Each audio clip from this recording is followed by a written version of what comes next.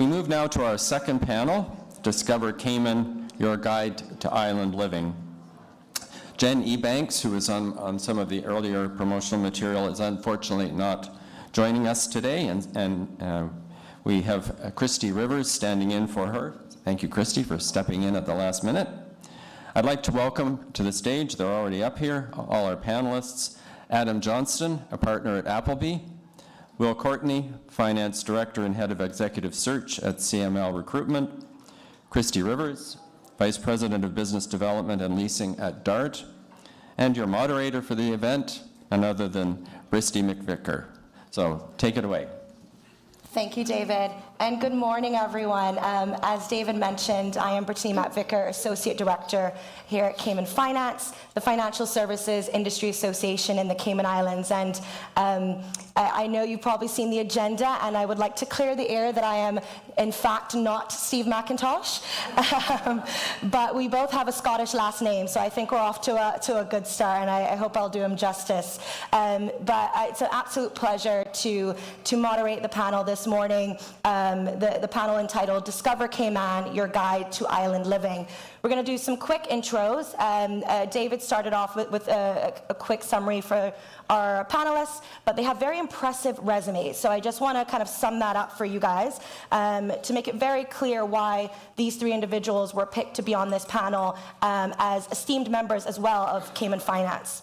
So we'll start off first with Will Courtney, who is a recovering CPA and a partner heading up executive search and financial services recruitment at CML, a financial services recruitment specialist here in Cayman. In the middle, we have Christy Rivers. She is a senior vice president of sales and leasing at DART, a Cayman Islands-based investment company that oversees portfolios across multiple industries, including real estate development and hospitality, including Camana Bay, the Kimpton Seafire Resort and Spa, Hotel Indigo, and many other local landmarks. And then last but certainly not least, we have Adam Johnson, a partner in the corporate and property group at Appleby, an international law firm with offices throughout the offshore world, including here. On a personal note, I am honored to moderate this panel as a born and raised Caymanian who has spent her career and her academic journey here in the Cayman Islands. And so I think it's probably great for the context of why we have this panel here today, is maybe just share a bit of our personal stories on what brought you here to Cayman, and I think that'll really set some context on why Cayman, but specifically for your journeys that may have started a while ago, but I think the reasoning still stands true today. And so maybe we'll start in the middle, Christy, just shedding some light on what brought you to the Cayman Islands, but then more importantly, what has kept you here. Absolutely, my pleasure. So please allow me to apologize up front. I am struggling and losing a case of relentless bronchitis. So my cough is going to be annoying, and I'm going to be constantly clearing my throat. I have pockets full of cough drops, and I'm very, very grateful for your patience and understanding with me. So most people that move to Cayman, they actually travel south. My path is a little bit different because I migrated north. I'm originally from Trinidad, which is the most southerly of all of the Caribbean islands. And my family relocated to Cayman just as I was entering my A-level program. And at the time, there wasn't a comparable offering available in Cayman. So they left me behind, essentially, and I moved to Cayman after I graduated from university. And my first job in the Cayman Islands was as a flight attendant on Cayman Airways. And so indulge me again, I always have this compelling urge to point out the emergency exits and remind you that the closest exit may be directly behind you. And then Hurricane Ivan hit Cayman in 2004, and that was a life-changing experience for all of us who were on the island at the time. And Cayman Airways must have completed what felt like 100 emergency evacuation flights, both before and after the event. And they say that you really see the heart of a community when disaster strikes. And I can tell you today that nothing could have been more true. What I experienced, in spite of the fact that we were in the midst of chaos, in the midst of a disaster, there was no chaos. What I saw instead, what I experienced instead, was a very resilient, generous spirit of a people that banded together to support each other. And it was in those moments that I realized that I wanted Cayman to be my forever home. So I shelved the idea of pursuing a master's degree in Spain. Instead, I got married, had a beautiful curly-haired little boy, proudly contributed to the population of the Republic of West Bay. And I've never looked back. I've absolutely doubled down on my commitment to Cayman ever since. That's amazing. Thank you for that story. I did not know you were a flight attendant, so I'm also learning a lot as well. I get it all the time. You have a very familiar face. That was not on the I didn't do resume. this, and they're like, right. And Adam, I would love to hear a little bit more about your story and your journey here. Mine is going to sound very childish and immature. So, brought up in a very sort of rundown mining community in South Wales. Is a very miserable existence as a child, and I was brought up on reruns of old Sean Connery Bond movies, dreaming of a life in an exotic destination. Right? So that dream kind of like faded a little bit the older I got, and got into law as a profession, where hope went to die. And you get caught up in like the UK rat race and sort of like just forgot about that childhood dream until when my best friends moved here, and I came out to visit him on vacation and absolutely fell in love with the place. And it was about 10, 11 years ago, and it's the time of my life where I was thinking of starting a family, and my then wife and I were doing a lot of research as to different places that would be best to start a family, and we looked at pretty much all of the offshore jurisdictions, and Cayman just overwhelmingly, far and away, the best option. And I think one of the reasons for that is that it has all the aspects of like a vacation destination, but it's actually somewhere that you can imagine living, because the infrastructure is incredible. Professional services, you can actually do like a real job here, And I think that's why most people end up staying. I think a lot of people who relocate here, they have this idea that they'll come out and earn some tax-free money for a few years and take it back home, and end up building a real happy life here and stay for the rest of their lives. So that's where I am. Great. And then over to you, Will. So Steve shared that you, all good things that he shared. Yeah. Steve shared that you made the move down from Florida. And of course, the weather's pretty similar. So I think contrary to Adam, that wouldn't have been your reason for moving down here. So what was it? No. Born and bred Florida man. So we can talk about that later. My story might sound familiar to some of the guys in the audience. I was a listless audit senior in Jacksonville. I took my first job in Jacksonville out of school. I was auditing Florida's largest medical malpractice in publicly traded insurer, which is very exciting work as a junior auditor, checking lots of pages of, did the financial controller sign this? Did the CFO check it? Anyway, very exciting stuff. We would have national training, which again would be very familiar, these giant firms, hey, everybody fly to Chicago for 3 days. And a bunch of the guys at my level that were in the national insurance practice, would travel quite a bit. And some of the guys I really fell in with would travel down to Cayman and work on the Greenlight Re audit, which is a lot of the guys here will be familiar with as well. And they were like, oh yeah, I hear that they're always looking for guys. And actually my old boss is sat in the back there, Paul Arbo. It's like, hey, always looking for young qualified accountants to come in and do very exciting work. I was like, cool, let me talk to him. And it was, very shortly thereafter, a decision made. And it was, for me, it was just more of a, at that stage of life, mid-20s, nothing really tying me to any particular location. Sure, right? At that stage as well, decision was made. The local county sheriff put out a warrant for my arrest. So Do we have I enough was time like, to elaborate more on that? No, we could kidding. talk about it at the drink. So I was like, the decision was made. I'm like, let's get out of here. That's a joke. Well, I guess we have you to thank, Paul, for your service, for bringing him down here. Saved me. Well, thank you to our panelists for sharing a little bit about your personal stories. And I think you made a great point, and a lot of our stories are similar on what drew you here, and then also what kept you here. And I think that's great to, I don't know what year you guys came here, but again, the conversations that I'm having with people that have recently moved sound very similar to that, which means that the sentiment is the same. And I think we've talked a little bit about your bios, so I kind of want to switch a little bit more to getting a little bit more behind the scenes on the real reasons of why Cayman and what kind of makes Cayman different.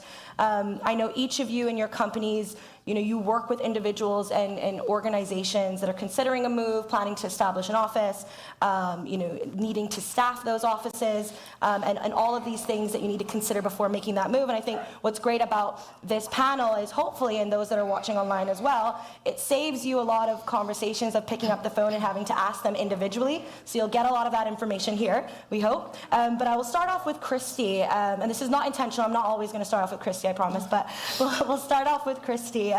So in your role, you've helped a number of companies set up an office in the Cayman Islands for the first time. What are, I guess, a couple of questions, but the first one, what are some of their first impressions when coming to the Cayman Islands? Of course, maybe they've done a little bit of research. Sometimes they haven't. Maybe they've only seen what they've, were able to find online. But when they're finally here, what are their first impressions when they're setting up? So definitely, I would say that the most meaningful and impactful opportunity for us to experience conversion of a prospect that is considering relocation to the Cayman Islands is getting them here. Usually by the time they come down, they've already started tapping into that trusted network of advisors that Cayman is quite celebrated for. They've started navigating the regulatory framework. They are with the intent of establishing a local business entity. Once they get here, we can actually quite quickly check some of the foundation boxes. Cayman positions itself very well from a core infrastructure perspective, utilities, telecommunications, reliable internet, which isn't necessarily a given in the region. And then it allows us to pivot quite quickly to more bigger picture matters that is quite relevant to companies that are looking to transition. We start talking about things like sustainability, why it's important to us to be able to offer you a sustainable development in which to proudly open your new offices, business continuity, community integration. So those are the things that we're able to pivot and discuss quite quickly as well. Inevitably, with businesses that are looking to relocate, they're not coming in isolation. There are going to be some key positions that need to transition with them, and in some instances, they're coming with family. And so we start having conversations around quality of life, education, healthcare. All of these things are eminently important. We've all heard the adage that if mama ain't happy, ain't nobody happy. So when they are looking to come, they have to think about how is this going to impact my family, and how can I motivate my family to want to move to Cayman as well. And one of the aspects that we really take a lot of pride in is demonstrating how well Cayman stacks up in all of these different regards for all of these different touch points that are important, not just for the business aspect of it, but for the people aspect of it. Lifestyle, quality of life is very important, and if they don't think that those things can be achieved, personal safety, getting kids into school, it is going to hinder that process significantly. No, absolutely. And so if we're talking specifics, so you're ready to make the move, we've had that first discussion with you. What are we looking at in terms of timeline between having that first call, making that decision, to day one, being able to open up the office, get set up, and what are the logistics around that? So one of the things, there really isn't an immediate answer to that question, because of course every business represents very uniquely. Every business has very specific needs, and they have a very specific timeline that they're looking to accomplish. So what we try to do is we try to take a very a tailored approach. We want to understand what the business is trying to achieve. We want to understand the timeline in which they are ideally looking to accomplish that. And one of the ways in which we try to set ourselves apart is by having a diversity of offering within our portfolio. So in terms of commercial leasing, we tend to make reference to first generation and second generation premises. A first generation premise means that you are essentially inheriting a shell and core. You're getting a blank canvas. You're going to receive a space that you customize. It's going to meet your layout and programming needs to a T. That's going to take more time. And if you're looking at office spaces within the range of 2,500 to just over 5,000 square feet, you could probably move through this process within 6 to 9 months. Of course, it is all contingent upon what you're trying to achieve. We've seen some very elaborate fit outs, and by all means, it's your space, so put whatever you want in it. But it is going to take a little bit longer from marble to come all the way from Italy. So that's a very real circumstance sometimes. Upwards of 5,000, like within the range of 5 to 10,000 square feet. Your timeline, again, contingent upon the complexity of your build out, you're probably looking in the vicinity of 9 months to just under a year or just above a year. And we go from there, because you really need to understand the complexity of the business, what's important, and then we have different levers that we can push and pull. From a landlord perspective, we are here. If tenant improvement allowance is important to you, we can step into that space. We can right-size what that looks like. For some businesses, the investment in time and upfront capital is absolutely the right decision to get exactly what it is that you're looking for. You want to make that decision when you know exactly how you're going to scale and you're quite comfortable that you're going to live within this premises for a minimum of 5 years, because typically our lease terms are 5 years in duration. Second generation premises is highly desirable. It means that somebody else has already occupied that office space. And for whatever reason, they are transitioning out. It's usually on a case of expansion. So we're very fortunate in Cayman in that regard.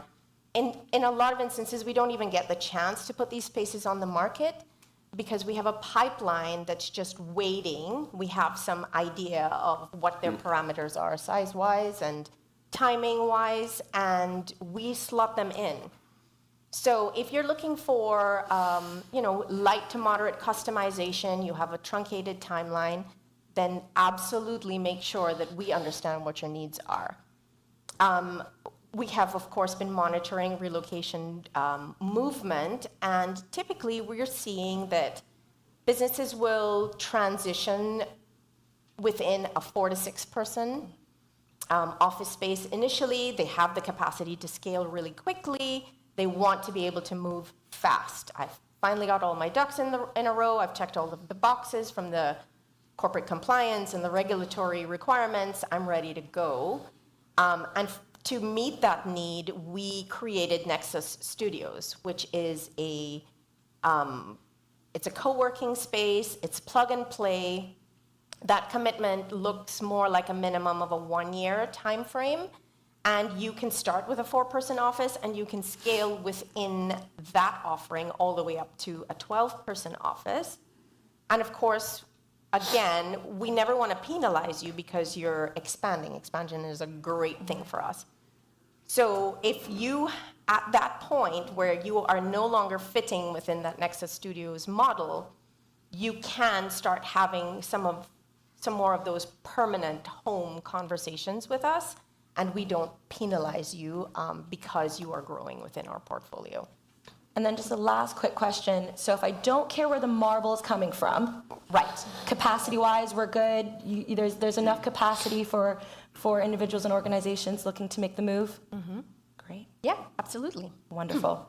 And so, Adam, the last panel, and for those, I did see some people coming in, and whether they were able to make the panel previously, but the last panel talked a little bit more about the whys of, really setting up a reinsurance company in Cayman. But just from a general legal perspective, are there any other considerations that you're dealing with when you're advising clients that's really the selling point on why Cayman is attractive for relocating? Sure. Before that, though, it's not just those relocating to Cayman that are high maintenance when it comes to fitting out an office. We relocated from Georgetown to Cayman Bay, and we didn't have a meeting room for a year because we decided to order a boardroom table cut from a single walnut tree in Canada. So Christy wasn't exaggerating. Okay. Nope, No, So not even a little we didn't have a bit. boardroom for a whole year because it was just an empty space, and then Tell them how the boardroom got into the building, Adam. the table. Yes, Oh yeah. So the the table was supposed to arrive before the external construction elevator went down, right? Because this is a solid piece of wood and it's about 20 feet long. So we couldn't stick it in the regular elevator or take it up the stairs. Because it was a year overdue, the construction elevator had gone. We were already in the premises. The windows were in and everything. So we had to hire a crane A crane, to French. lift it up 9 stories. This table, thankfully, was in a very solid metal container, but it was a very windy day. And as the crane lifted the table up, it hit pretty much every open surface of the building, taking all the rendering off the side of the brand new building, which we then had to pay to have all redone. We had to pop windows out and everything. So what I'm hearing is it can be done, though. It can That's be what I'm done. hearing. Absolutely. It absolutely can As long be as you're willing done. to pay the invoice from the landlord for destroying the front end of their building. General legal considerations, right? So I know obviously the first session talked very specifically about setting up a reinsurance company here, so I don't really want to overlap with anything that they said. I mean, the most obvious thing is the tax neutrality.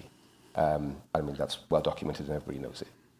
Aside from that, the legal framework here is based on English common law, which basically means it's very stable, predictable, robust, and I think that gives a lot of people who are unfamiliar with the jurisdiction a lot of comfort, unlike some other jurisdictions which are less sophisticated and robust and stable from a legal standpoint. That's probably about as specific as it gets when it comes to the legal considerations. I think mainly quasi-legal is what we have here, and we've had for many, many decades through various iterations of government, is very stable government and a very proactive legislature. And it's very pro-financial services. So what that means is that the government, the legislature, they're constantly reviewing and improving and streamlining the laws, particularly as they relate to financial services, to get the right balance between the ease of doing business here and the economic and other safeguards. And I think they get that balance very, very spot on. And from a regulator perspective, they're very proactive as well. I don't think I've ever been involved with another jurisdiction where the access to collaboration with the civil service is as good and encouraged as it is here.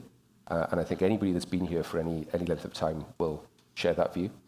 I think a good example of that is over the last decade, the enormous amount of resources that have been poured into dealing with the FATF and EU list issues, which, I mean, personally, I feel that they were never really warranted in the first place as they comes to Cayman. I think Cayman, unfortunately, is guilty only of being featured in a particularly famous John Grisham novel. And as a result of that, the media portrays Cayman as being, what's that famous quote? A sunny place for shady people. So the efforts that have gone into to reposition the international view of Cayman have been extraordinary. And I think the laws that have been changed to deal with what the EU and FATF recommend for Cayman are implemented swiftly, efficiently, and it's a very, very responsive regulatory environment. But I think that only gets you kind of so far. I think the main reason why Cayman has flourished, you can have all those other things if you don't have such an incredible talent pool, which we do, homegrown and expatriate. as a jurisdiction, we wouldn't flourish at all. And I think the reason why we have such an incredible talent pool is that it's safe and it's an amazing place to live with an enormous amount of government and private sector investment in infrastructure, amenities, healthcare. I mean, it's some of the best in the region. No, well said, and I think it's a great segue over to you, Will, because this is your area of expertise around staffing. And so, for any company looking to move here, and they don't have a Paul that they can jump on the phone to convince them to come on down here, that's obviously going to be a major consideration for people ahead of that, right? You want to make sure you have your core staffing needs addressed. So when you're speaking to executive management and they're considering setting up here, I guess first, what are their main concerns around staffing, and how are you really able to put their mind at ease on, one, the ability that the staffing already exists, that the pool, the talent pool that Adam mentioned already exists before they even get here? What's that first step? Yeah, well, you heard Brittany in the last session talk a little bit about the difference into B3 and D. I reckon everybody here knows what's going on there. So that, first consideration in terms of what do I need? What do I want to put here? Adam stated about the incredible talent pool. I think the first thing we typically hear when we start making introductions is that there's some level of surprise about how strong the talent pool is here if someone's not familiar with the jurisdiction. First questions we typically hear, and I think is most common, especially for this industry, is, can I bring my team down? Right? And the simple answer to that is yes, of course, if you can convince them that that's right for them, and whether that's a sort of trip down to feel it out. Like there's a million different considerations that need to be held, right? They'll all be obvious when I say them. Things like if you want to bring an exec team down, or senior management, let's call them, like what's their family concern and consideration? Like, questions I'll get is what's a fair compensation scheme for these types of guys? And the answer to that is we've got to work together to figure that out, because most people aren't taking, some kind of rearrangement of their life for a drop in compensation, let's say, right? I think everybody on this panel and a lot of folks in this room will testify to what they love about Cayman, and we can do a little bit of that later, and we can talk about that, about the drinks, and say it's a great place to live, and that's great, but sometimes it just won't work for your executives or senior management for various reasons. And so the next question is, okay, that's great, can I find people there? Simple answer, yes, depending on what you're looking for. I think historically, we're really rapidly evolving. Historically, this has been a place that's the financial services industry has housed tons of lawyers and accountants, and then industries that spring forth from that, right? Like you got corporate services and on down the line. So ballpark, don't audit me on this, I think it's ballpark figure. They're getting their notebooks out. We have something on the order of, currently speaking, 1,100 qualified lawyers, something like 750 of which are practicing in the firms, something in the order of 2,000 qualified accountants living and working here, 1,400 of them which work for the firms, the big accountancy firms. Spring forth from there. There's all manner of talent outside that. Reinsurance specific is historically you had, going back to when I relocated here in 2010, you had Greenlight and very little else. So 30, 35 people sat at Greenlight. When I relocated here, there were 4 actuaries living and working here, 3 of which were at Greenlight, and 1 of which was consulting at KPMG. Now, I think Lloyd mentioned it earlier, now they crossed 70. Not a third of those thereabouts would be consulting actuaries in the firms, and the rest working for reinsurers primarily, right? So there's an availability of talent. Now, the last question is will people be interested to come work here if I can't bring my own people that I know and love or are currently working for me, and I'm looking for some kind of very specific niche that we can't find there? And the answer to that is quite simply, yes, myself, and there's a number of my peers in recruitment in the room as well who regularly go overseas to headhunt very specific niche talent. And it's easy to say it's an attractive place to live and work, but then relocation is always somewhat complex. And it's like, can I offer this person something meaningful for their career development? And I think the people in this room have a unique story, and that the answer is very much so yes, especially if it's a specialism. And I like specifics, and obviously it's going to vary. There's a number of variables. But in a situation, as you've mentioned, our expanding local talent pool, but if for a specific role, you have to seek elsewhere. You have to hire overseas. Timeline-wise, on average, for some of the roles that you're currently working on, what are you seeing in terms of securing that talent? Yeah, really good question, and it's something that is worthwhile to be thoughtful about. The way we like to do it is work back from an anticipated needed start date, right? So it's like, I gotta have this person by September 1st for various reasons. Okay, sure, fine. Like, then the first thing, the person that we find, what's their notice period? And that kind of varies by jurisdiction, right? If you find somebody in the US, like, a lot of times they'll be on a 2-week notice period. Mm-hmm. If you find someone relatively senior in the UK, very frequently 3 months, and occasionally if senior enough, 6-month notice period, which it can be prohibitive depending on what you're looking for, right? So you start working back from that. Okay, how long are we going to take to do this? Say we're going to take 6 weeks to conduct a search. Say you want to take 4 weeks to conduct interviews with 3 or 4 best people. Do you want to fly them out? Do you want to fly out to them, meet them in person? All those things take time, right? So I would say the very most speedy, if their person is on a 1-month notice period, would be a 3-month lead time, right? And then work like 3 months, and then that puts you on a 5-month lead time, which sounds scary, but like, you know, journey of 1,000 miles starts with a single step. Like, you just get going, and it'll be over before you know it. So we've talked about considerations around staffing, making the decision to come here. It's going to differ from individual to individual, but you've made the move. You've set up in one of the lovely spaces in Cayman Bay, but you need somewhere to live. You need somewhere to sleep. You need somewhere to put your head down.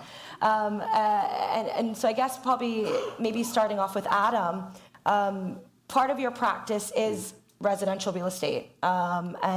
And of course, you know, one of the advantages of relocating to Cayman is the ability to own property. For you, what are the main considerations that you're advising your clients for someone that is looking to buy a property in Cayman? And then just adding on to that, in the initial phases, are you often seeing a lot of your clients renting initially, maybe the first year while they're in their search? Is it something maybe more short-term and then they're able to secure? Or are you finding that they're trying to really secure all of that before they move over here and buy something? Expansive question. Dealing with that a bit first, I think it depends entirely on people's circumstances, right? I think some people have made a decision on Cayman quite early doors, and that it's going to be a long-term solution for them, and will go straight into buying.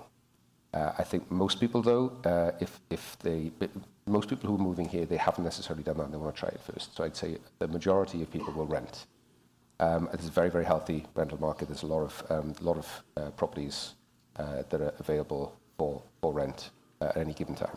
In terms of buying here, one of the great things about Cayman, which you don't see in a lot of other jurisdictions, offshore jurisdictions anyway, is that there's absolutely no restrictions on the ability of a foreigner to own real estate here. You don't have to be pre-qualified, have any sort of license, tick any sort of criteria to be able to own real estate. So I should also say I'm also struggling with a cold. And if there are any actuaries physically in the room, if you could tell me the risk profile of sitting this close to Christie's bronchitis while my immune system is already down. He's helping himself to my cough drops, by the way. And thank you. You're very welcome. Will, you're more than welcome to move closer this side if you need to. Or just join the club and we'll all quarantine together later. Where was I? No foreign ownership restrictions, that whether you want to own as an individual, through an entity, through a trust, whatever. And whether that entity is a Caymanian one or whether it's an overseas entity. So that's great. Another thing which is certainly perhaps unfamiliar to those who are used to dealing with US real estate, is that we have a real estate legal system that's very streamlined and centralized. We have a central land registry, and in a nutshell, it means that you don't need title insurance, you don't need to prove title going back 20, 30 years worth of title deeds or whatever. So what that means is that the real estate conveyancing process can be relatively quick. Sometimes my team will be instructed on a Monday and we're closed by Friday. In terms of, and the great thing about that is that it gives a lot of certainty, stability, predictability to the process.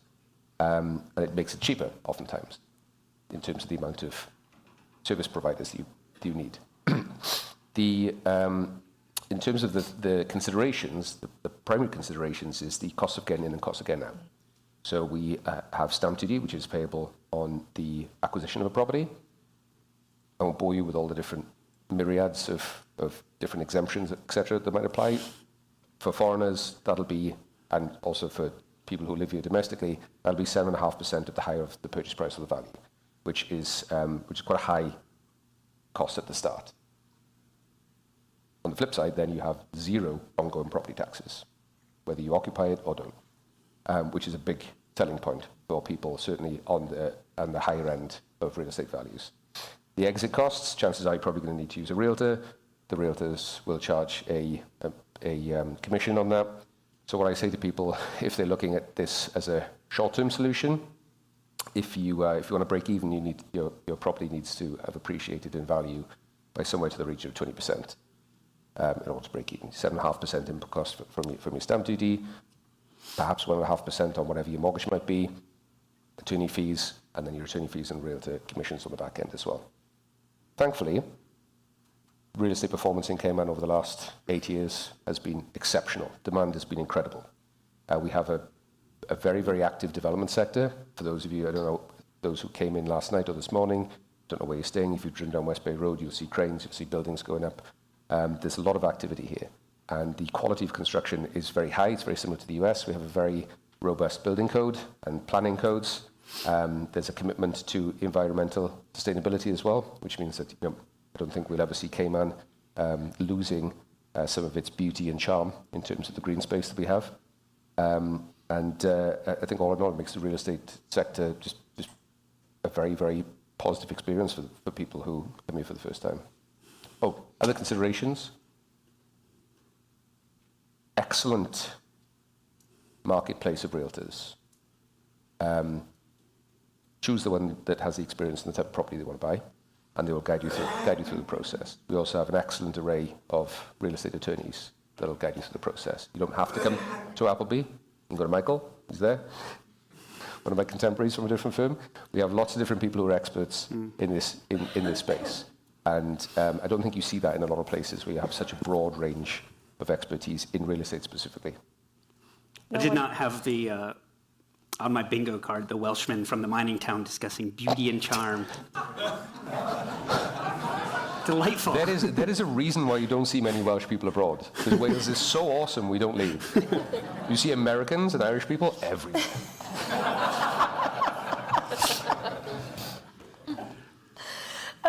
Just quickly, Christy, you also help professionals and executives find family homes. I know you obviously mentioned, you talked about, Adam, about the plethora of real estate agents, but what's your experience like, and kind of walk us through that journey of they're coming here, and kind of what services are you providing them?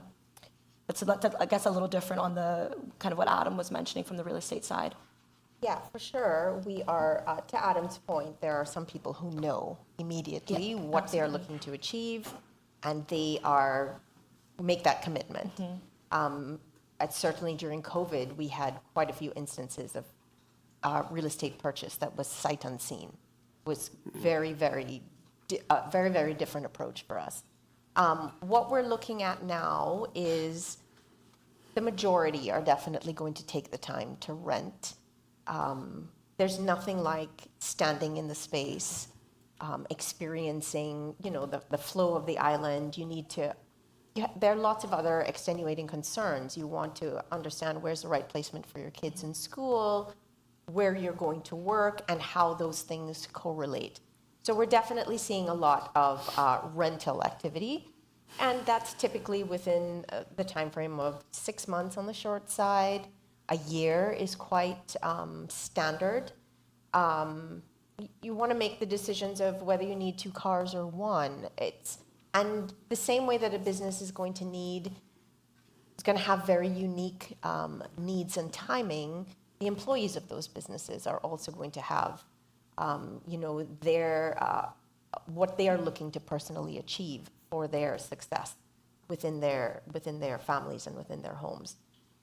And so one of the, again, from a diversity of offering perspective, one of the things that we try to capture is if you are going to move to the Cayman Islands and you are going to set up an office and you do need to consider where these employees are potentially going to live, we try to stand in the space of let us help you with so much of this heavy lifting so that you could really focus on the business of doing business.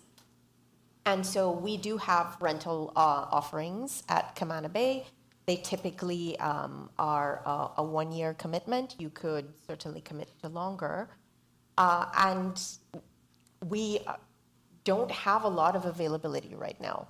So on the commercial leasing side, we are experiencing an occupancy of 98%.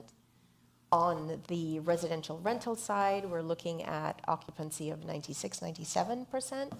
And what this does is we see it coming. We never believe that it's going to hit us as hard as it does, but it does. And we start thinking about what is the next wave of development going to look like. So we are pulling another 10-story commercial tower out of the ground to meet the demand of the commercial office space. We are also looking at another 10-story residential tower for the purpose of meeting the demand on the rental side.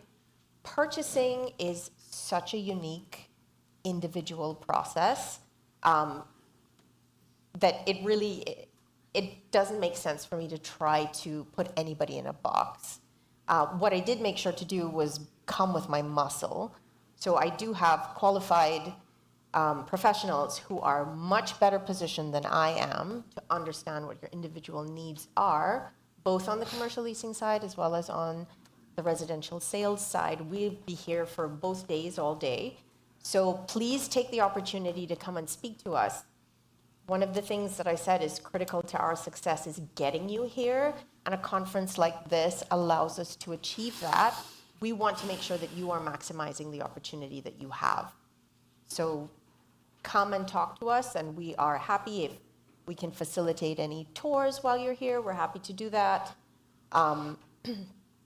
And yeah, that's pretty much it in a nutshell. No, wonderful. And I wanted to just round out with one final question before we go to the audience, if there's any questions for you, Will.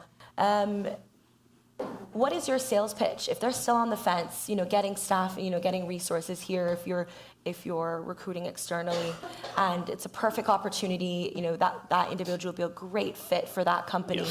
They're still kind of on the fence. Yeah. What's your sales pitch to get them over? Yeah, I'll be brief.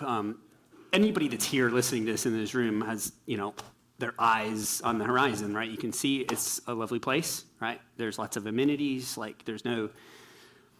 You don't go wanting for anything that you might get anywhere else in any place like you'd expect, like, I don't know, the UK or Ireland or Canada or the US or whatever.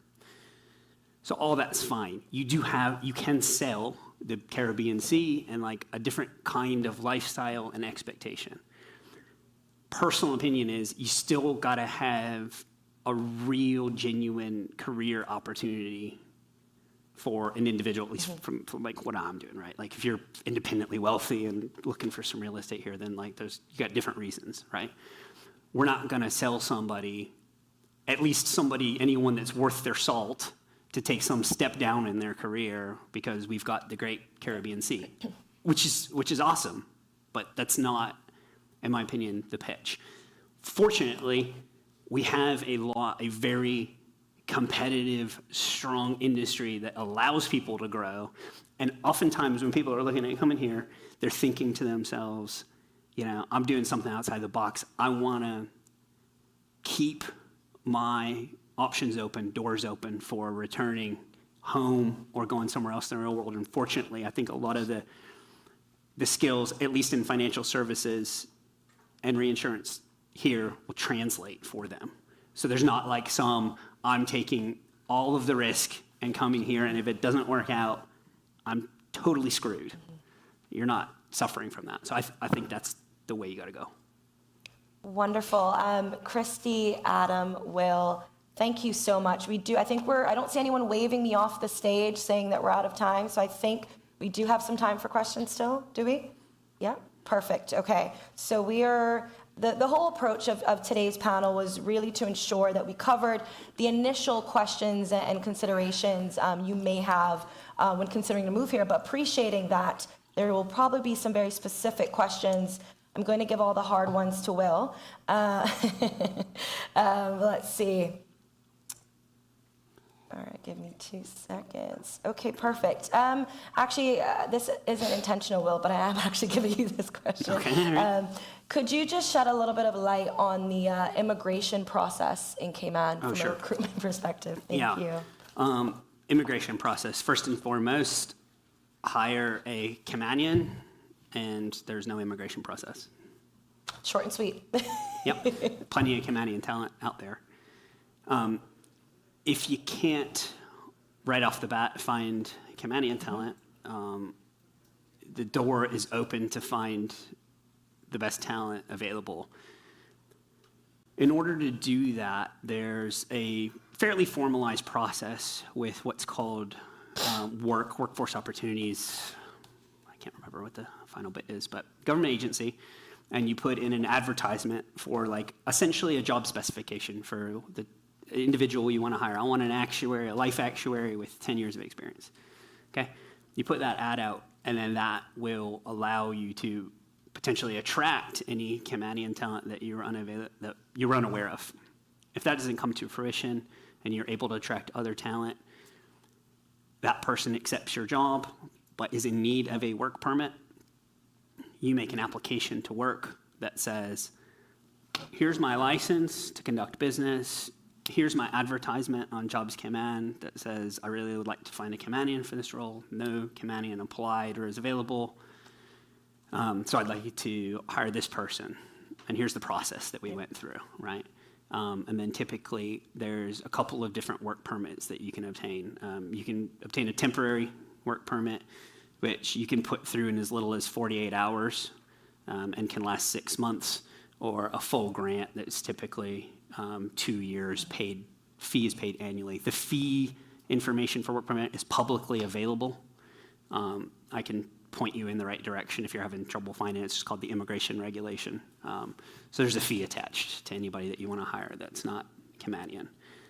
The process is very clear and very transparent, and just like anything in life, like if you're, even if you're conducting a real estate transaction, you said it could come in Monday and you can finish Friday, or it could take a couple weeks. Immigration can kind of be the same way as well. The temporary goes quick. A full work permit, like they might hear it in 4 to 6 weeks. It kind of depends on your timing in that regard. There's also what's known as substantial business presence, of which reinsurance is scoped into. Maybe we have a conversation about that separately, but that's where a company that is bringing a significant substantial business presence to the island can avail itself of a 25-year work permit, which sounds a bit crazy, but it offers your businesses stability. Like you don't have any sort of questions about like an annual filing and all those kinds of things. Great. Well, I think that's a strong way to end the panel discussion. I did see a couple of questions specifically on kind of real estate. So I'm going to encourage you to, at the drinks, please speak to Christy and her team. But again, thank you to the panelists for your very insightful discussion. And I look forward to connecting with you all throughout the conference. Thank you. Thanks.